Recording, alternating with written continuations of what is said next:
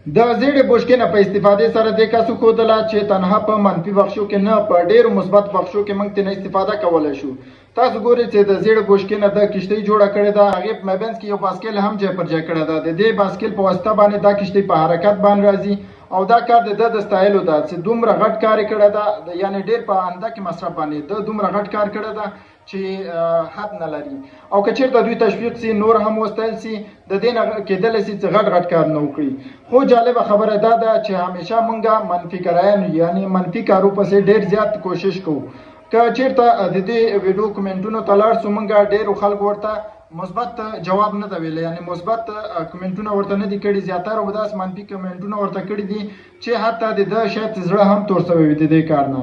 نو همیشه باید چې مونږ مثبت کار نه وکړو، همیشه باید چې خپل وطن ته خدمت وکړو. لکه څنګه چې تاسو وینئ شاید چې په آینده کې دا داسې یو غټه کښتۍ جوړه کړي، نور هم د دې نه نوآوري وکړي او د دې نه ښه استفاده وکړي. باید چې حق حق ته ووایي او ناحق ناحق ته باید ووایي.